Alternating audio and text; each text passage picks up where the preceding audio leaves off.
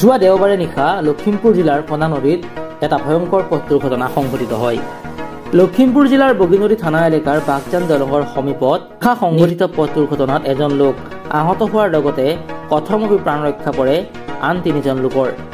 জানিব পৰা মতে নিশা লখিমপুৰ সদৰৰ দিশৰ পৰা গোগামুখ অভিমুখে তীব্ৰ গতিত আহি থকা AS01 DY 7981 নম্বৰৰ অল্ট্ৰ K10 বাহনখনে ৰাষ্ট্ৰীয় ঘাইপথৰ কাষত থকা এজোপা গছত খুন্দা মাৰি তললৈ পৰি যায়।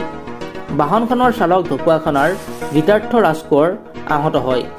বাহনখনত থকা যোৰহাট তিতাবৰৰ বিতু গগৈ আৰু ঢকুৱাখানাৰ প্ৰকাশ শৰ্মা আহত নোহোৱাকৈ ৰক্ষা পৰে। ঘটনাস্থলীত আৰক্ষী উপস্থিত হৈ বাহনখন উদ্ধাৰ কৰাৰ লগতে আহত গীতাৰ্থ ৰাজকোঁৱৰক চিকিৎসালয়লৈ প্ৰেৰণ কৰে। আনহাতে বাহনখনত প্ৰয়োজনীয় নথিপত্ৰ নাছিল যদিও আৰক্ষী চকীৰ পৰা বাহনখনক কি কাৰণত যাবলৈ দিয়া হ'ল সেয়াহে এক প্ৰশ্নৰ বিষয় হৈ পৰিছে।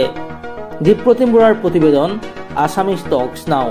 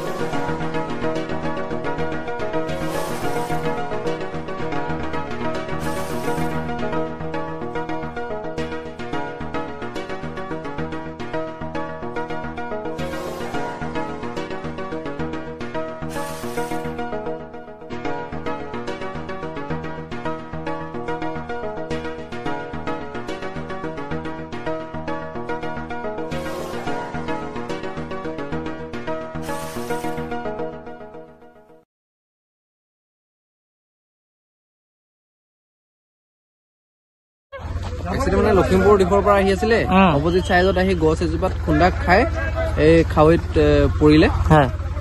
ঢকুৱাখানাৰ যুৱক 3জন, ঢকুৱাখানাৰ সেউজ নগৰৰ, আৰু যিজন চালক আছিলে তেওঁ গীতাৰ্থ ৰাজকোঁৱৰ, তেওঁ আঘাতপ্ৰাপ্ত হৈছে। ইতিমধ্যে আৰক্ষীয়ে তেওঁক বগীনদী মডেল হস্পিটেললৈ চিকিৎসাৰ বাবে লৈ গৈছে, আৰু ইয়াৰ স্থানীয় এজন যুৱকে ট্ৰেক্টৰ লগাই পেলাই গাড়ীখন উঠাইছে। এতিয়া হয়তো আৰক্ষীয়ে থানালৈ লৈ যাব। তাৰ ভুলৰ বাবে হ'ল মানে কি হৈছে কথাটো কেনেকে হ'ল সবিশেষ ক'ব পৰা নাযাব। হয়তো গাড়ীখন বিপৰীত দিশত আহি যেতিয়া পৰিছে তেনেহ'লে নিশ্চয় ভুলটো তেওঁলোকৰ চাগে কিবা লাইটৰ খেলি মেলিৰ বাবে, বেলেগ আন দেশৰ পৰা অহা লাইটৰ খেলি মেলিৰ বাবে হ'ব পাৰে বুলি। সৰ্বমুঠ কেইজন আছিলে মানে? সৰ্বমুঠ 3জন আছিলে। এজন যোৰহাটৰ তিতাবৰৰ, তেওঁ ফুৰিবলৈ আহিছিলে, তেওঁলোকে ফুৰাবলৈ লৈ আহিছিলে লখিমপুৰলৈ, আৰু এজন তাৰে স্থানীয় যুৱক ঢকুৱাখানাৰে। সৰ্বমুঠ 3জন আছিলে। বাকী 2জন একো অনিষ্ট হোৱা নাই। গাড়ীখন কিন্তু বৰ বিধ্বস্ত হৈ যোৱা পৰিলক্ষিত হৈছে। গাড়ীখনে গছ এজোপাত খুন্দা মাৰিছে। গছজোপা খুন্দা মৰাৰ বাবে গাড়ীখনৰ মানে যিটো পিছফাল সেইটো একেবাৰে নিশেষ হৈ গৈছে। মানে মানুহৰ চিন্তাৰ কাৰণ নাই আৰু পুলিচে উদ্ধাৰ কৰিছে।